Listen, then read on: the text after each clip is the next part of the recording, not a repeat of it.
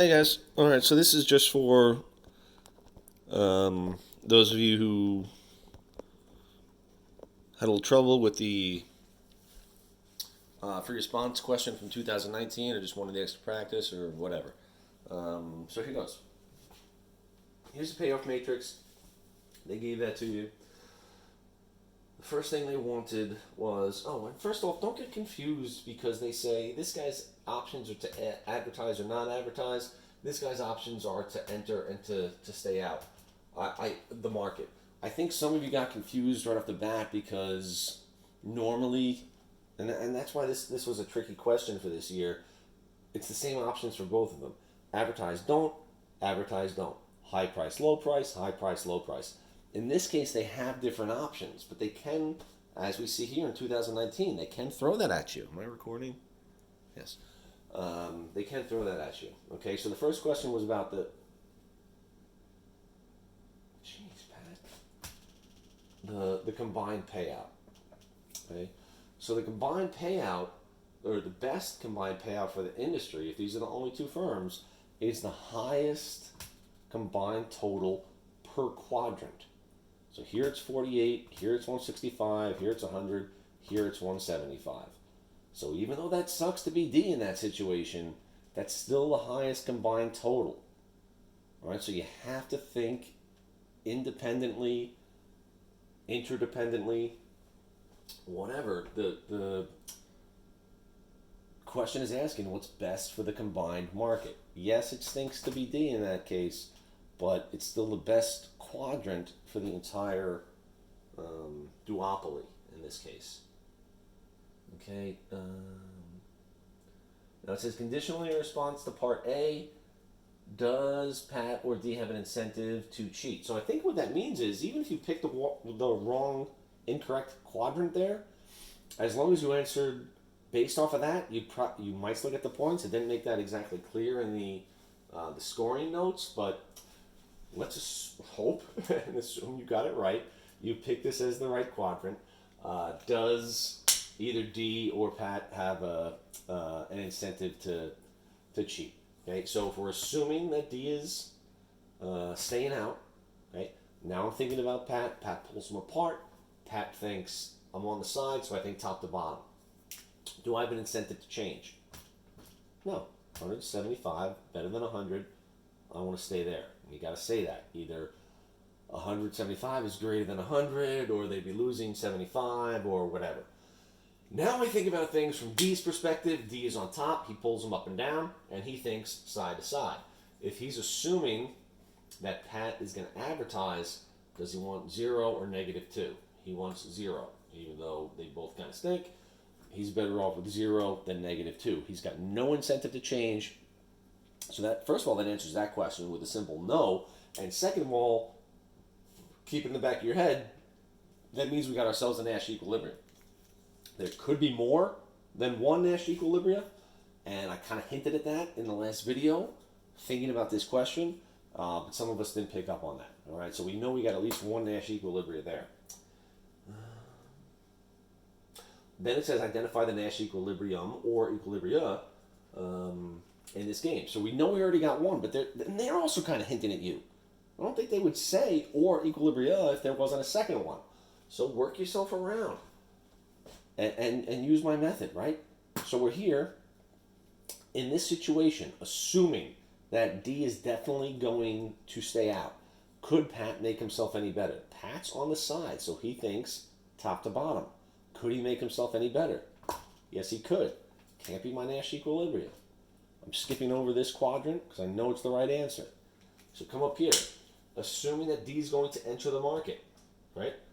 Again, Pat has the option. He's on the side, but his options are top to bottom. Assuming he's going to enter, could he make himself any better? Yes, he could. Can't be my Nash equilibrium.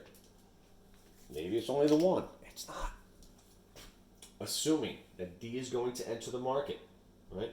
Could Pat make himself any better? Pat's on the side. He thinks top to bottom. No, he couldn't. But assuming that Pat is not going to advertise.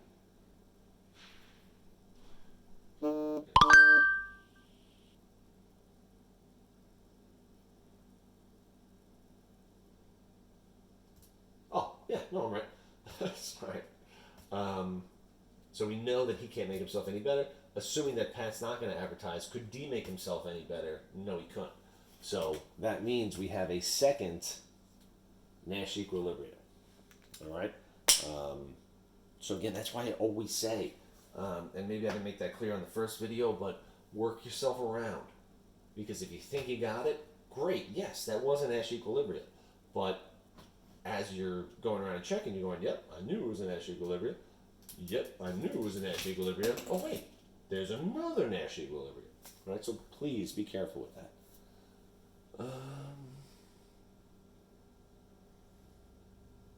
Okay, so now they go with this new thing, and they say, all right, the one firm is going to pay the other firm, and blah, blah, blah. So they're going to pay him $20 to stay out of the market. And based on what they said, it doesn't change a thing over here. It just changes the stay out payments. Okay, so if I'm going to pay, or Pat's going to pay D, which is kind of funny. I used to call my best friend D. Last name was DePenta back in the day. That's funny. So we had my one best friend. We showed his birthday. This is Pat and D, who's a very Italian dude who might make pizzas one day. Oh, and it's my cousin Joey's birthday. He actually watches these videos. Happy birthday, Joe. Sorry, Disney's all shut down and you're not working right now. It'll get better. Disney will come back. I would buy some Disney stock if I'd bought stock. Disney's the one all-powerful giant. I don't think they'll ever get hurt by anything. Anyway, see, if you watch the extra video, you get stock tips. So again, they had the 175. They have to kick 20 to the other firm to get them to stay out. So they get 155. And same thing goes below. So instead of 100, they lose 20, and D gets 20. All right, and now it won. So you had to draw it again, which shouldn't be a big deal.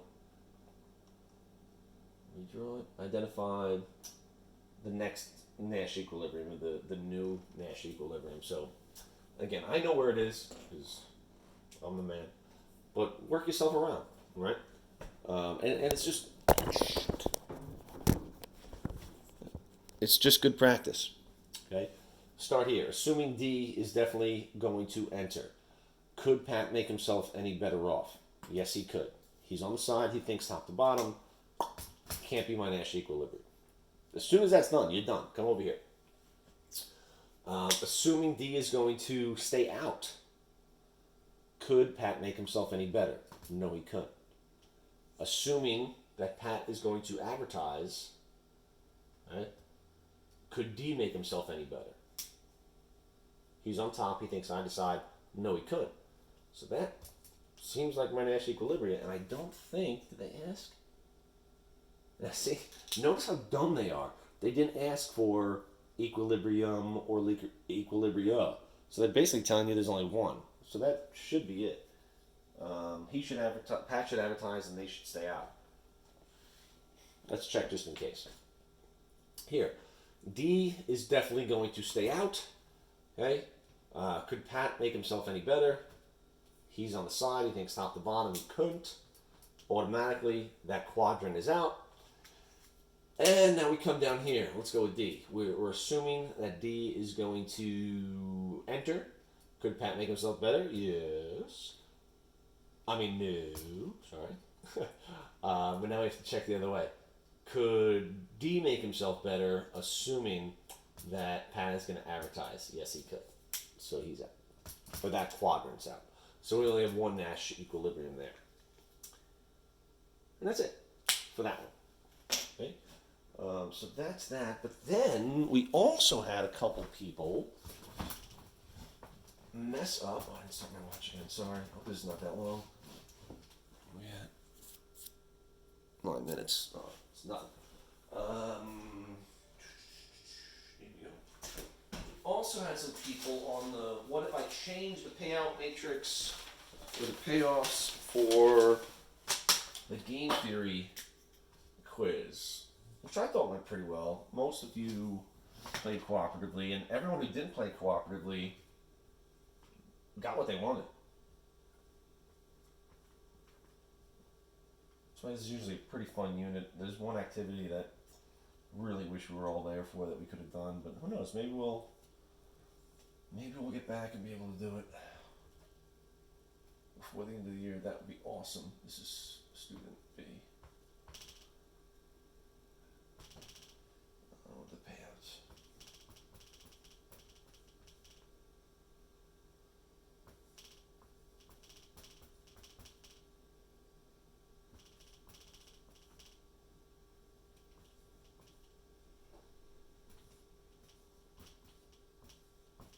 Okay, so check it out. I think the first thing I said was, what is each of their individual dominant solutions? Okay, so the dominant solutions, this is real basic, guys. We have to have this. As student A, pull it apart. What do you want? 100 or 105? I want 105. Pull it apart. What do I want? 90 or 95? I want 95. So regardless of what this guy picks, doesn't matter. I don't care. I'm going to pick 95 because that's going to give me the better option each way.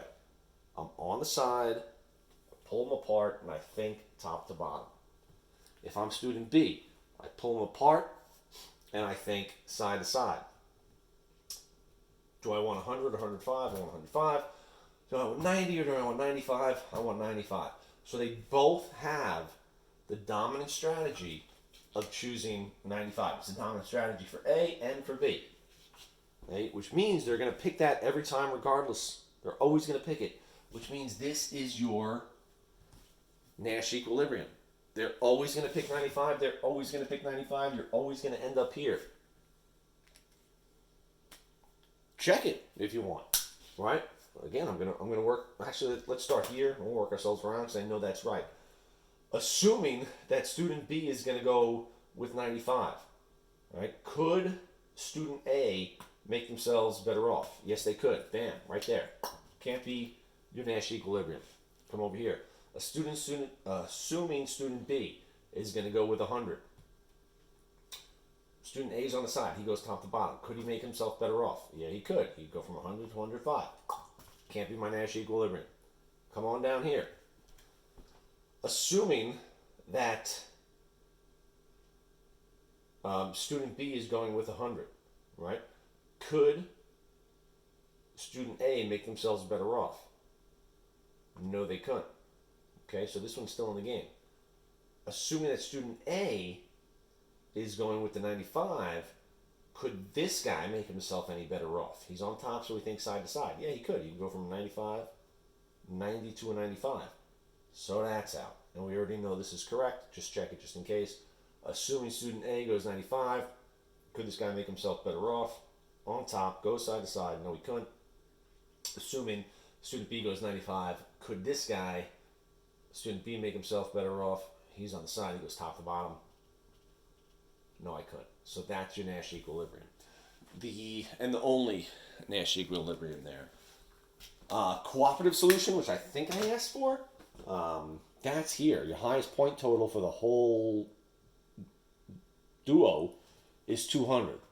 195, 195, 90, 80, 190, right?